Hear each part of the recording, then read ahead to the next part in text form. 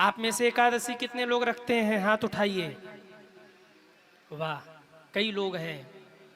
अगर नारायण भगवान को बहुत जल्दी प्रसन्न करना है ना, तो एकादशी का व्रत रखिए।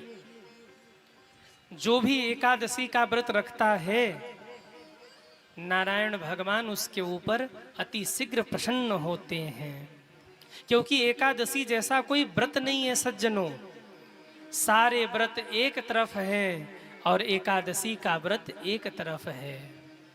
आगे भी एकादशी है ना, वैशाख मास के शुक्ल पक्ष में पड़ने वाली एकादशी को मोहिनी एकादशी कहते हैं। और ये मोहिनी एकादशी जीव के सारे पापों को नष्ट कर देती है सज्जनों। जो भी ये मोहिनी एकादशी का व्रत रखते हैं ना, उसके सारे पाप निश्चित ही नष्ट हो जाते हैं। कब है मोहिनी एकादशी? 26 को है कि 27 को है?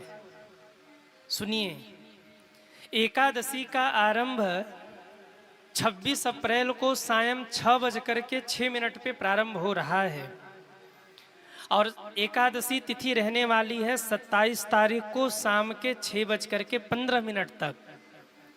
उदया तिथि के अनुसार देखें तो इस बार मोहिनी एकादशी का व्रत 2026 में 27 अप्रैल को ही किया जाएगा सज्जनों। उदया तिथि के अनुसार एकादशी का व्रत 27 को किया जाएगा और इसका पारण 28 को आप सभी को सूर्योदय के बाद करना है। तो जो व्रत रहते हैं 27 को व्रत रखेंगे और 28 को इस व्रत का पारण करेंगे। शास्त्रों में इस मोहिनी एकादशी की बड़ी महिमा है, ध्यान से सुनिए। मोह जानात् प्रमुंचन्ते पातका नाम समूहतः अस्य व्रत प्रभावेण सत्यम सत्यम वदाम्यहम्। इस व्रत के प्रभाव से वशिष्ठ जी कहते हैं, राम जी को इसकी महिमा सुनाते हैं। इसका नाम है मोहिनी, यानी जो भी इस मोहिनी एकादशी का व्रत करेगा उसके जीवन में जो मोह है, जो उसे दुख दे रहे हैं, वो मोह समाप्त हो जाएगा और उसके जीवन के दुखों के समूल का नाश हो जाएगा, दुख समाप्त हो जाएगा सज्जनों। एक दुख नहीं, दुख का समूह नाश हो जाएगा, दुख नष्ट हो जाएगा उसके जीवन से। और दुख क्यों है? मोह सकल व्याधिन कर मूला। मोह ही के कारण इस संसार के सारे दुख हैं। बच्चे से प्रेम है इसलिए दुखी नहीं है हम, बच्चे से मोह हो गया इसलिए दुखी हैं हम। संसार के ऊपर दया भाव है, संसार के प्रति प्रेम है, इसलिए जीव दुखी नहीं है। संसार के प्रति मोह हो गया है इसलिए व्यक्ति दुखी है। और ये मोहिनी एकादशी जीव के मोह को समाप्त करके उसके पाप को नष्ट करती है। यानी प्रेम तो रहेगा संसार में, प्रेम भगवान में भी रहेगा, पर जो दुखदायी मोह है आपके जीवन में वो मोह समाप्त हो जाएगा। ये एकादशी की महिमा है, पाप नष्ट हो जाएंगे। अब आप लोग कहेंगे कि गुरुजी हमने तो कोई पाप किया ही नहीं है, तो हम एकादशी का व्रत क्यों रखें?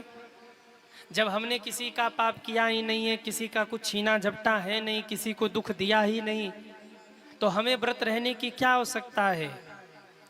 अरे आवश्यकता है भाई, जरूर आवश्यकता है। क्यों आवश्यकता है? घर में शाम के लिए सब्जी हो, पर यदि आप शाम के समय बाजार गए हो तो मन में आता है कि अब बाजार तो आ ही गए हैं, कल सुबह और शाम की भी सब्जी और खरीद लें। क्या जरूरत है? सब्जी तो है ही, कल की क्यों खरीद रहे? कल कल आ जाएगा, आज की आज देखो। बोले नहीं नहीं, अब बाजार आ ही गए हैं तो आज की तो सब्जी है, कल की खरीद लेते हैं। और ठीक ऐसे ही आज आपने पाप नहीं किया है, पर हो सकता है जीवन में कोई और अपराध बन जाए, इसकी तैयारी हमें पहले से ही कर लेनी चाहिए सज्जनों। कोई और अपराध बने तो एकादशी मैया उसे नष्ट कर देंगी, इसलिए जीवन में एकादशी का व्रत अवश्य रहिए। एकादशी निश्चित ही जीव के सारे पाप को नष्ट कर देती हैं। जो इस मोहिनी एकादशी का व्रत करते हैं उसके जीवन का महादुख समाप्त होता है। ये महादुख क्या है?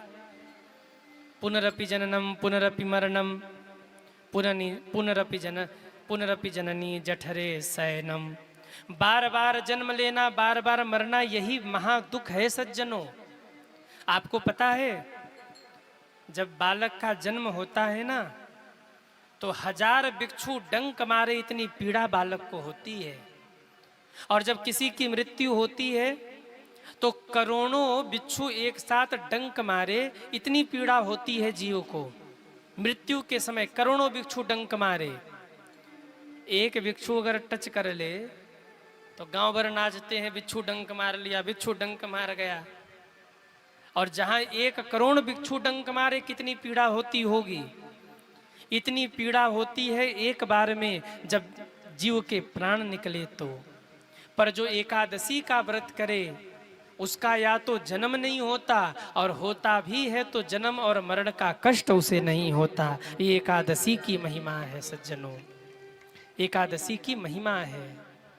और कई बार तो ऐसा देखा गया है कि एकादशी करने वाले के आखिरी इच्छा के अनुरूप ही उसकी मृत्यु होती है, यानी उसे इच्छा मृत्यु प्राप्त होती है। एकादशी जो करते हैं ना, कई बार ऐसा देखा गया उसे इच्छा मृत्यु मिलती है। यानी उन्होंने चाहा कि मंदिर में मैं मरूं, भगवान का नाम लेके मरूं, एकादशी के दिन मेरी मृत्यु हो, या घर में इस स्थान पे मैं मरूं और एकादशी के दिन मेरे प्राण छूटे, गले में तुलसी माला हो, मुख में भगवान का नाम हो। तो एकादशी मैया की ऐसी कृपा हुई कि ठीक जैसा उन्होंने सोचा था उसी अनुरूप उनकी मृत्यु हुई और मुक्ति हो गई सज्जनों। ये एकादशी की महिमा है। यानी एकादशी मैया इच्छा मृत्यु का भी वरदान देती हैं अपने हिसाब से। जब आप चाहें, जो एकादशी रहते हैं, तुलसी माला गले में हो, भगवान का नाम मुख पे हो, तब प्राण निकले, एकादशी मैया ऐसी भी कृपा करती हैं। इस मोहिनी एकादशी की क्या महिमा है, ध्यान से सुनिए। एक दुष्ट बुद्धि नाम का व्यक्ति था जो दिन रात पाप करता था, अधर्म करता था, जीवों को मार के खाता था। लेकिन एक बार उसको लगा कि क्या मेरा जीवन इसीलिए है, मैं जीव हत्या कर रहा हूँ, दूसरों को मार रहा हूँ। रोने लगा। एक महात्मा से जाकर के उसने पूछा कि मेरे पाप का प्रायश्चित कैसे होगा। तो महात्मा ने कहा तुमने पाप तो किया है, पर आगे मोहिनी एकादशी आ रही है, अगर तुम इस मोहिनी एकादशी का व्रत कर लो तो तुम्हारे सारे पाप धुल जाएंगे और तुम मुक्त हो जाओगे। आहा, उसने मोहिनी एकादशी का व्रत किया और उस व्रत के प्रभाव से वो जीव मुक्त होकर भगवान के धाम चला गया। ये एकादशी की महिमा है। यानी कितना भी बड़ा से बड़ा पापी क्यों न हो, अगर एक बार सच्ची निष्ठा से उसने एकादशी का व्रत की शुरू कर दिया तो फिर उसके सारे पाप धुल जाते हैं। शास्त्र तो यहाँ तक कहते हैं कि समस्त तीर्थों में जाकर के दान पुण्य करने से जो फल मिलता है वो घर पर रहकर केवल एकादशी का व्रत रहने से ही प्राप्त हो जाता है।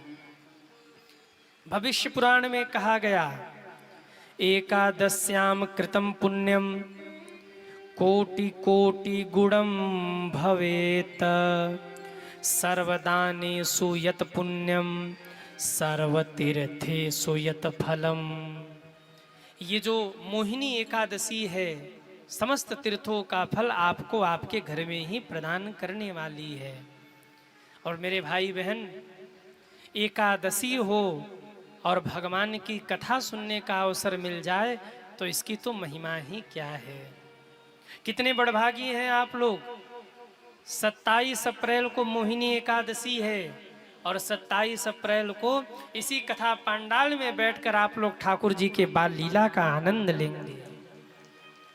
कथा हो और बीच में एकादशी भी आ जाए, आहा, उस कथा की कितनी महिमा बढ़ जाती है। अनेक अनेक यज्ञों के समान फल प्रदान करने वाली वो कथा हो जाती है। जिस कथा में ऐसी तिथियां आ जाए। हम लोग तो कथा करते हैं ना, कई लोगों की इच्छा ही होती है गुरुजी देव उठनी एकादशी पर कथा हमें सुननी है, देवसैनी एकादशी पर कथा सुननी है, निर्जला एकादशी पर कथा सुननी है। क्यों? इन एकादशियों की महिमा है सज्जनों। जिसने सच्ची निष्ठा से एकादशी का व्रत किया हो, उनको एकादशी मैया बहुत कुछ प्रदान करती हैं। एकादशी व्रत हो और भागवत कथा सुनने को मिल जाए तो ऐसी कथा तत्काल मुक्ति देने वाली हो जाती है। बस सच्ची निष्ठा से व्रत करिए और सच्ची निष्ठा से कथा सुनिए। मेरे भाई बहन, एकादशी में चावल भी नहीं खाना चाहिए।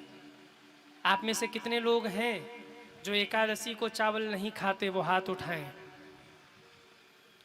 बहुत लोग हैं। कभी भी भूल कर भी एकादशी के दिन चावल मत खाइएगा। क्यों?